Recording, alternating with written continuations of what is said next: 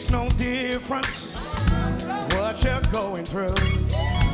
You're gonna make it. God's gonna see you through. Hold your head up. Put a smile on your face. This is another test. It won't last always. So get ready. Get ready for your blessing. For your blessing. Get ready. Get ready for your miracle. For your miracle. Get ready. Get ready for your blessing. For your blessing. Get ready. Get ready for your miracle. For your miracle. Listen, I know you've been hurting down inside. Let me encourage you. It's gonna be alright. Troubles and trials come to make you strong. Keep on believing. You keep holding on. Get ready.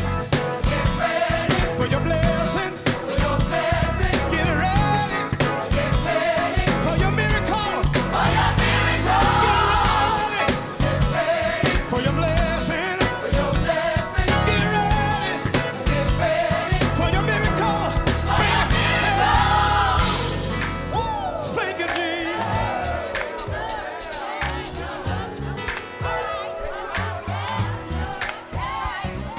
God's got a blessing. God's got a blessing. Everybody say that with me. God's got a blessing. God's got a blessing. If you really believe it, God's got a blessing. God's got a blessing. Come on. God's got a blessing. God's got a blessing. Oh, yeah, yeah. Come on. God's got a blessing. God's got a blessing. God's got a blessing. The interruption of everything. Everything. Everything, right. Yeah. Mm-hmm. What a message. Yes. Oh my goodness. Yes, today. Wow. Pastor, he kind of, I guess, hit the nail on the head, as they say today. He definitely hit the nail on the head for me today. I was like, how do you know? Right, exactly. Yes. So today's sermon, the interruption of everything, took us into scripture of Luke chapter 3, verses 1 through 6. That was Pastor's focal scripture. But he also referenced us to Isaiah chapter 62, verses 10 through 11. So church family, you got to definitely go and read. Yes. Read the scripture. But we're going to dive right on into this thing, the interruption of everything. And that when we find those times in our lives where we're interrupted, if you will, number one, God calls us to get real. Yes. And he shared with us that in doing so, that when we are getting real, those things that are not real, those things that are fake in our life, they kind of show up, and we're able to see that clear when we are truly focused in on God and getting real. The fake stuff comes to the surface, and we can discern some things, I think, a little better than that. And Pastor gave us the analogy about, you can't have a knockoff life with God. He was comparing that to, as ladies sometimes, or just anyone, may want to go purchase a couple of things that might not quite be the authentic. Authentic, the yeah. authentic thing. Yes. We might get a little knockoff or whatever. Because it's in your budget. It's in your budget. Exactly, Yes. exactly. However, we can't afford to have a knockoff life with God. We must be real. Yes. And we have to hold on to those things which are real through God, for sure. And what was number two? Number two was you need to get right. And so in getting real this morning in my prayers, I asked God to help me to get real. Help me to remove everything in my heart that is, not pleasing to him. And so in that, it was some things that you need to get right.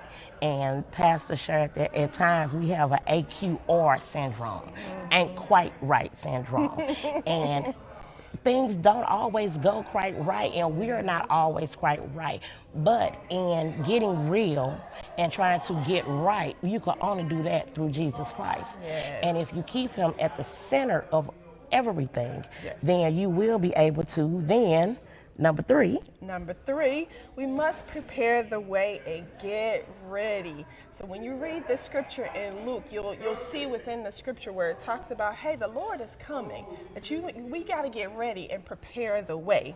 So we must prepare ourselves more practically in our daily lives. We got to prepare the way and get ready through our habits, the things that we're doing on a daily basis, in our schedules, and how we walk and how we talk and how we're handling one another. We must get ready because the Lord is coming. And so it is important that we make ready. And one of the things that Pastor talked about that kind of stuck out to me when he was talking about given the analogy about, if you invite someone over to your house or to your space or whatever, you're going to clean up, right? You're going to get it prepared for someone to be able to come. But guess what? God is not going to clean out the clutter, the mess that we have made. We must do that. We must prepare the way and get ready to receive him, for him to be in our lives and to help us and to lead us and to guide us. So we got to get ready, y'all. And then number 4 is we must release. Yes. So today, in my personal walk, when I asked God to, my prayers was to remove things in my heart so that I can be more right. And then I had to be ready because an hour after saying that prayer, I had the opportunity to practice exactly what I asked God to do for me. And in that, when things started happening, I was just like, okay, Lord, you're right. This is what I asked, you right. And so I was able to release my cares and my worries onto God because he is my keeper, he is my protector. So as I was struggling, trying to get to church this morning, he just kept on. I was able to just stay at peace, stay calm. I did not lash out at the people who I normally would have, like 2 or 3 weeks ago. I maybe would have. But today, I was able to just keep my mind stayed on Jesus. And I made it to church, and it was an awesome service. And had 2 friends surprise me, and they came and visited with me. And this just has been blessed. So It has. Yes. Yes. So church family, we're going to have those interruptions in our lives. And sometimes it may feel like there's an interruption of everything all at one time. But we serve a God who is able. We serve a God who will help us to navigate our way through those interruptions. So just again, we want to remind you that God calls us to get real. We need to get right. We must get ready. And we must release. All right. So make sure you go and dive into that scripture. Again, Luke chapter 3, verses 1 through 6. And Isaiah chapter 62, verses 10 through 12. And we encourage you to study the word and let it penetrate your heart, penetrate your mind, that it may become a part of your daily living. So we thank you for joining us for this edition of The Rewind. We hope that it has been a blessing to you. We would love to absolutely see you, guess what, right here on next Sunday. At what time, Miss Ruby? 10 a.m. 10 a.m. All right. Take care. Have a wonderful week. And as always, take the Lord with you everywhere you go.